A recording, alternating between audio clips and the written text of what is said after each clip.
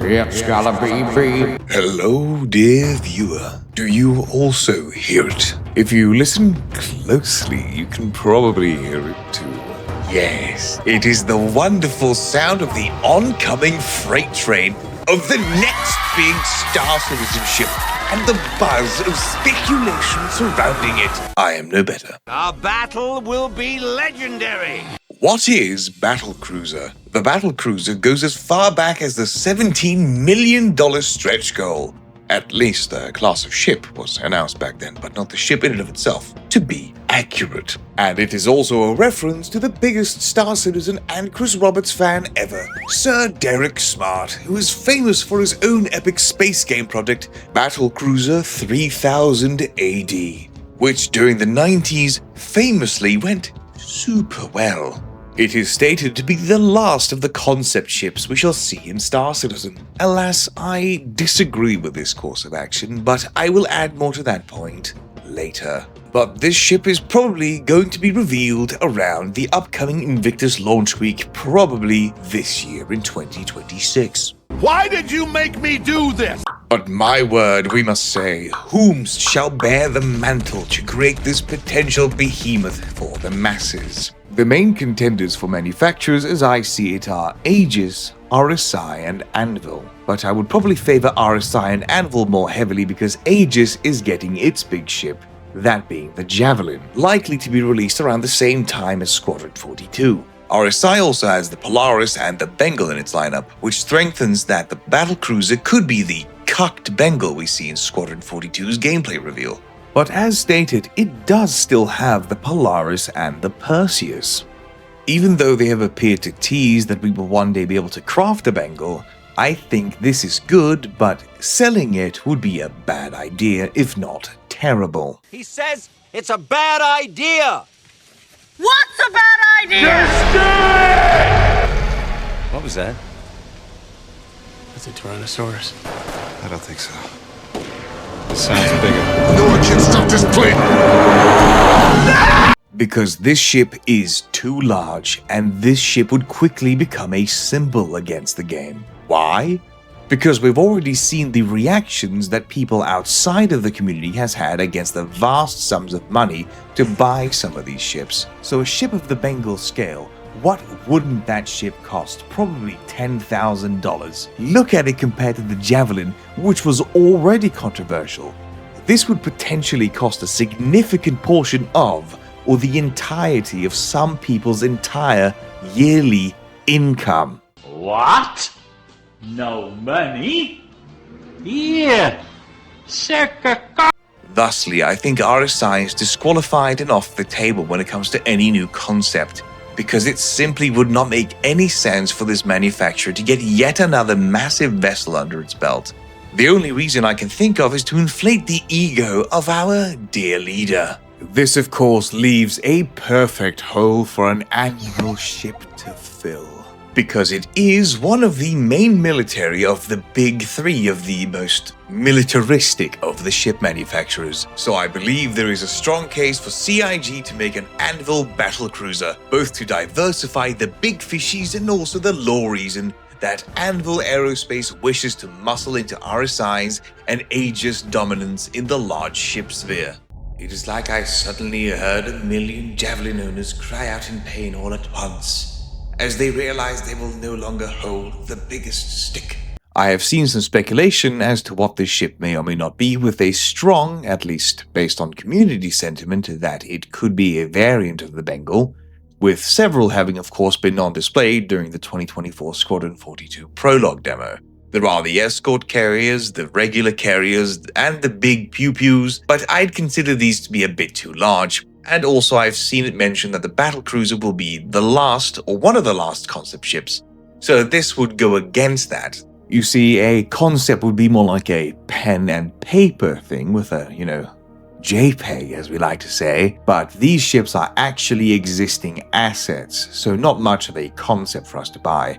So I do not believe in Star Citizen terms that this would qualify. Yes, dearest viewer, in my heart of hearts, gazing deeply into the vast cavity of my own soul, I must come clean with you all.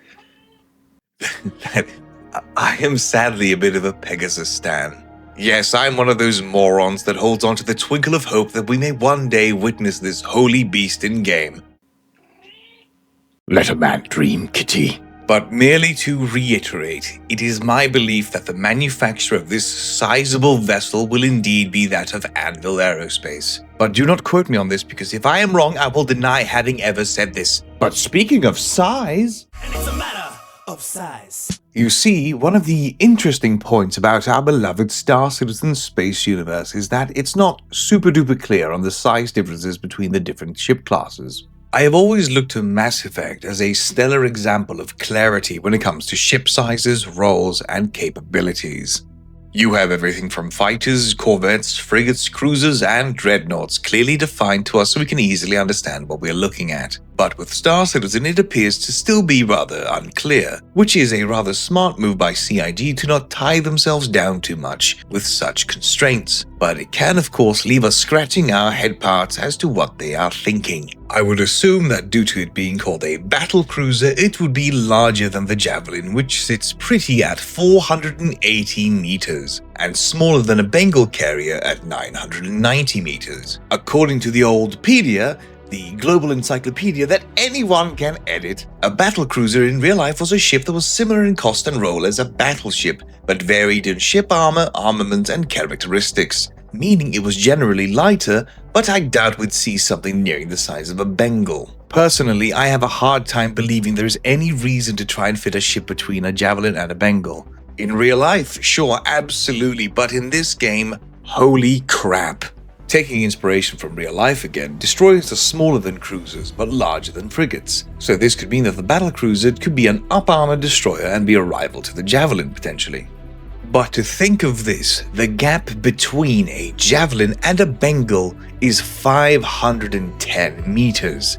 When was the last time you walked that far? Because it's super far away, especially to the store. So if it's supposed to be larger than a Javelin, which already sits pretty at $2,700 war bond, I worry for what this thing could potentially cost. Please, I beseech all of you buggers with lots of money out there, it doesn't matter how much money you have, buy literally anything else. Don't buy this macro transaction garbage. You don't need it. But I do. Give it to me instead. Ko-fi.com/herring. With a 1 instead of an I. Let's say that this ship fits neatly in between the Bengal and the Javelin, with the Javelin costing $2,700 divided by 440 meters, that is $6.14 per meter of ship. Let's say that the Battlecruiser sits at 650 meters, and at the same rough price per meter for simplicity, that is $4,052. This is of course based on if the ship is larger than the Javelin, but holy shit. It could also be an up-armored frigate or destroyer that is named Battlecruiser to sound cool, but please, save your money. You're ugly, you are disgusting, I'm going to kill you, give me $200. One of the coolest things we can draw from as to potentially what an Anvil ship of that scale could look like would be an old fan concept from the Gunship Concept Contest that brought us the old Redeemer. Can you guess what ship I am referring to? Can you? Who's that Pokemon? Scimitar? Yes, Bishop, the Scimitar! Yes, dear viewer, this slab of player-made brilliance that I to this day still find myself drooling over. The concept having originally been made by Team Infinite Shui Monkey, which you can find a link to in the description down below. Do be so kind as to go there and check out the full video because it is truly astonishing the level of dedication and detail that they put into this concept. The problem with this design was of course that this beast was simply too overpowered and could do too much for its size. It's sad to say, but at a certain point we need to be careful when it comes to balancing the ships so that one doesn't outdo all the others.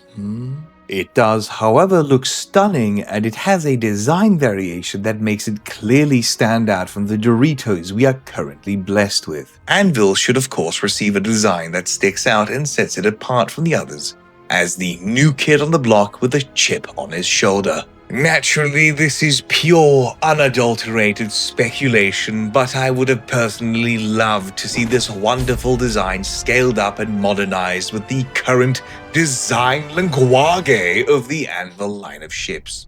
I just personally hope that they move away from the Valkyrie variants as much as possible. The front-heavy aspect of them is a cool feature, but including that on all their larger ships is a bit boring. We do like to see some variation, don't we? Like the clear difference in design from the Dorito that is the Polaris to the Perseus. And as Star Citizen is billed as one of the games with the most open development ever, I'd love to see more of this community engagement encouraged by CIG again. Like I said earlier, I don't think this should be the last of the concept ships. In future, I believe that all larger vessels should be concepts brought forward by CIG, which we can then vote on what ship we would like to see. Because CIG then maintains the control of what they have the capacity to produce, and we still get the option to participate more in the development of the game. This would also be to the benefit of CIG, which shows further that they respond to community feedback. Just don't mention the Hull C. But in any case, dearest viewer, all of this speculation is brought to you by Herring and based on toilet paper. As always, thank you so much for watching. Remember to like, comment, and subscribe alongside that other cringe shite. Join the Discord or the organization if you do feel so inclined to join our misadventures. If you wish to support the channel further, you can do so either on Ko-Fi or by becoming a YouTube member. As always, a stupendous thank you to all my wonderful Baru merchantmen, without whom all this content would probably be very improbable indeed. A marvelous and special thanks to my apex fishies of Raptor Jesus, Half-Breed, and Magic. A suspicious thank you to my wonderful Sue-Strummings of Combat Creations, The Duck, Big Kronk, and Davidri. My beautiful, fantastic people of Ifanora and Ignore Me. And a wonderful thank you to my enthusiasts of Longyawn, Bloodix, and Monk. Thank you all very much for the money.